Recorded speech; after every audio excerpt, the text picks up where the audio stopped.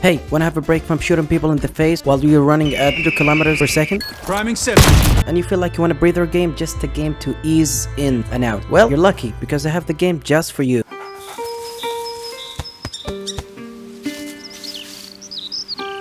Plague Tale Innocence is often a game that went under the radar. While it's a success, but I feel like people never gave it the chance to be, popular. And I mean popular. And as you know, I'm not Charlie, most critical or anything, but I feel like if I can get 10 people or 5 people to play this game, it would do something towards the developers, I guess. Because this game deserves more love. So let's talk about A Plague Tale Innocence and why is it so beautiful. Amicia. You killed him.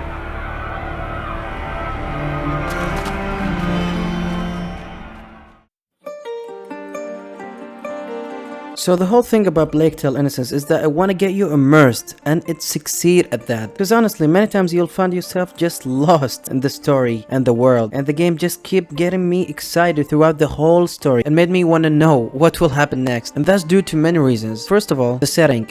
And the macula awoke in Hugo's blood. But what will it do to him? How they mixed the whole Fantasia thing with the historical event that happened back then. I mean, it's still Fantasia, don't get me wrong, but it's definitely have this Game of Thrones feeling of a setting that I do really enjoy in video games and throughout media as a whole. And what a unique idea. I'm surprised not many games did that idea, and I'm glad they did. And second of all, why this game just succeed at keeping getting immersive is the characters. Wow. Come on, Amicia, let's both do it.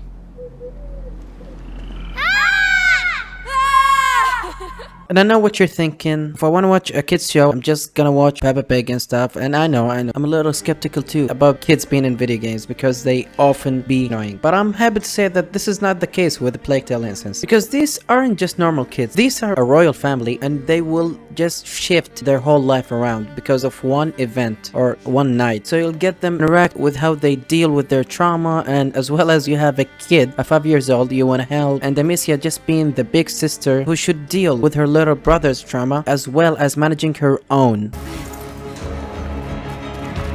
Amicia.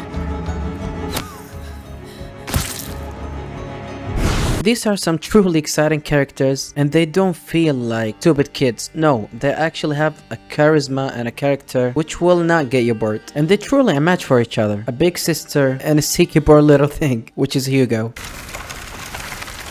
Hey look, I'm a knight. An English shield. Where did you find that? Over there, lying on the ground. Listen, Hugo. Put that down. It's not for children. Oh, you're no fun. Come on, let's go. And I have to say that they are really well acted, especially for kids. Like holy shit, some performance in this game is just fucking insane. Put that mallet down. Are you stupid or what? I am not stupid. Don't shout. Children, that's enough noise. I want to see Mummy. Shut up. You're going to get us killed. Mummy will protect us. That's enough. I want to see Mummy. Mummy is dead, Hugo. You'll never see her again. Or Daddy. Amicia. You're lying. They were killed at the house. Both of them. So shut up. Lying. I hate you. Yeah, that's what you're gonna see in this game. But as well as there are some problems in the acting, I guess. Sometimes when a huge event happens, they just don't give a freaking reaction. But so they... Amicia said you were dead, but you're not. Amicia? Some other times they do give a great reaction, so I don't know what the hell is wrong with the writing sometimes. But yeah, they feel fine. And it's not just about Hugo and Amicia. There are some other characters involved in this story, which are often good. Maybe not as good as Amicia and Hugo, but they don't have to be because there are side characters which you will just be part of your journey or your adventure. Okay, so long story short, the story is unique. It's definitely not flawless, but it kept me exciting throughout the whole game. And that's really hard to do when you have kids involved, but here they do a fantastic job, so I'm very happy for that. Some issues here and there, but the setting and the character, and mix all of that with the great soundtrack, and you'll get this close to perfect story. Amicia, I want to see Mommy.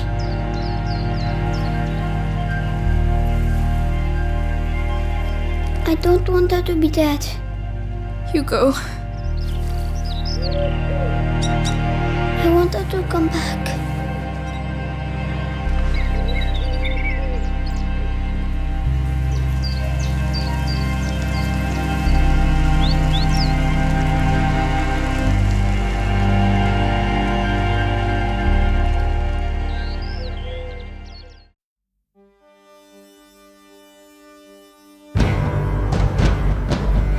Now let's move on to the plague of A Plague Tale Innocence. It's actually not that bad, but I thought it was just a cool sentence to say. So it's an immersive action adventure slash stealth slash interactive drama game, and there are many question marks, so let me break it down. You do have tools like the sling for long ranges, and you have the rocks where you can throw them to distract enemies, and you have a pot which you can destroy to lure enemies in. It's definitely a game where you feel naked and weak in the beginning, so the grind up will be very satisfying to say the least. And feeling weak and naked is not definitely a wrong thing, especially given their age, so it definitely worked for the game, so that's not a negative at all. Okay, so the gameplay divided into 3 different, I guess, enemy type, if you want to call it that. Number 1, which will be the human. These are mostly boring, but it's not as annoying as Ubisoft games, so that's fine. But it's mostly boring, and you have to just do some little things like luring enemies in or just throwing a rock so they can go into the place and just headshot them with the sling. Mostly generic thing, but it's not annoying enough for me to criticize. So I'll guess some people will get bored. I didn't really get bored most of the time. It might be not the perfect cup of tea, but it's definitely a coffee. I'm sorry, I think I have autism. Anyway, so the human design is maybe boring and cheesy because of how the game is structured, and definitely not as creative as the rest. Speaking about the rest, let's talk about the other type of enemies, which is the rats. They're everywhere! The light! They're scared of the light! It's a nightmare! We have to get back outside, Amicia! Okay, so here where the gameplay gets juicy, because not that many games deal with these type of stuff, so it was definitely a new experience for me, which I definitely enjoy for many reasons. Number 1, the whole idea of the plague is just unique. Number 2, they really expand the whole idea of the plague throughout the whole game. So first you have to just escape from them using the torch, and then you can kill the rats using many different tools, and then you can just put a light on them so they can escape. Yeah, it's fair to say the game definitely do enough for the right idea to be exciting. So the rats is definitely an exciting type of enemy, and I definitely enjoy it. Now let's move on to the third type of enemies, which is human and rats in the same place. You get it? Let me just say that back. Human and rats in the same place. Please understand me because I have trouble explaining stuff, so please understand and don't trigger my ADHD. Okay, where were we? So human and rats in the same place will give you some shit that you don't ever see in video games before, except this and maybe the sequel.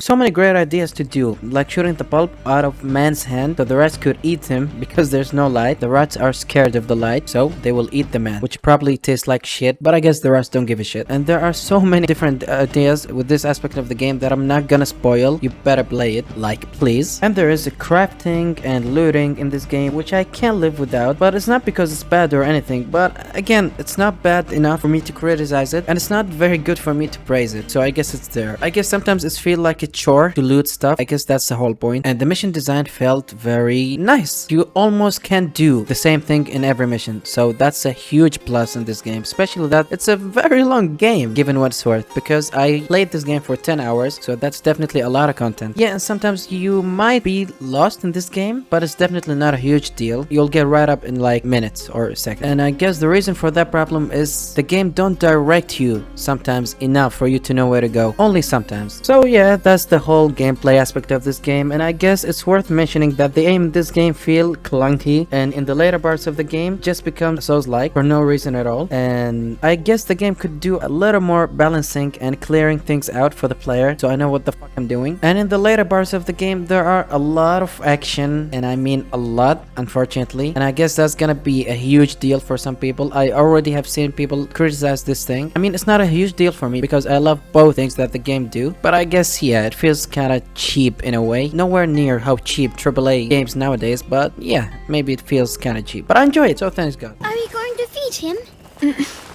You could say that. Make sure you chew properly, or you'll get stomachache.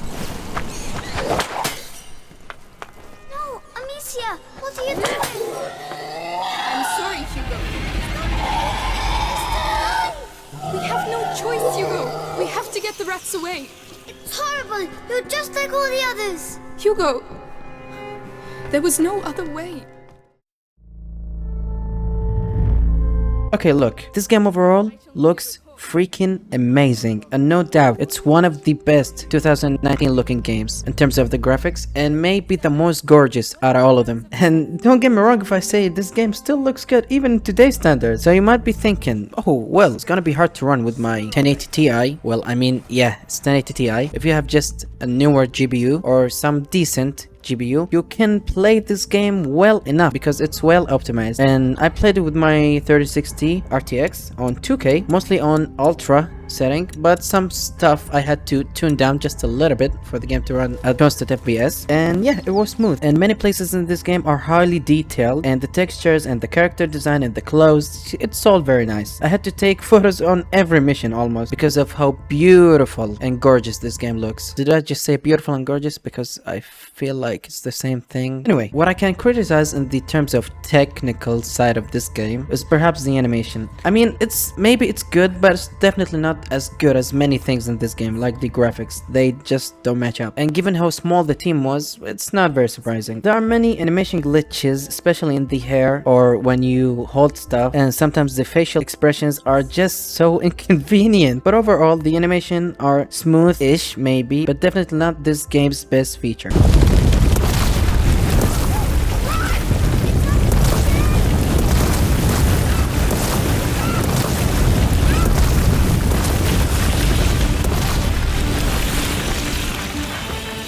Now when we talk about the sounds in this game, it's beautiful. Well, it's kinda limited, but what they give you with the small resources seems of value. And the whole thing about echoing and the different sounds design is just insanely good and high-tech. Alright.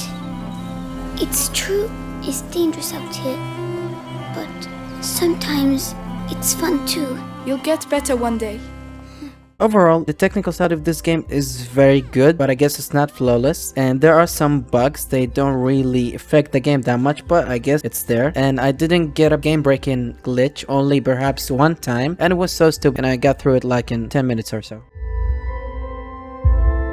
Okay, so I guess that's it about A Plague Tale: Innocence. This game gave me great times, and I have many feelings for this game, and I definitely will have a second playthrough in this game. Maybe I'll do it for the second channel or stuff. And I know sometimes video games feel very stressful, and this game felt like a breather for me. So yeah, we need sometimes linear story driven games. And do I recommend this game? I mean, if I'm going on feelings, I would say definitely. But if I'm being very real, let me just say this. If you want to get immersed in video game, and if you're looking for a story, I do think that you have to play Plague Tale at least once. While it's not very consistent, and I do think that the second half is very different from the first one, not necessarily worse or anything, but it's just so different, so that some gamers, I'm guessing, will have a hard time loving it. But overall, I'm very excited for the series, and I can't wait to play the second one, which I heard is the better one. And I remember back in 2022, I guess, it definitely took a lot of nominations, so I'm very excited for this one. Anyways, I know my channel is all about the mostly like shooter games, but I felt it was nice to take this different type of videos. Please write me down in the comments what you think about this game, and did you enjoy it or have you played it? And if you haven't, please do yourself a favor and go grab it. And remember what I said about being authentic and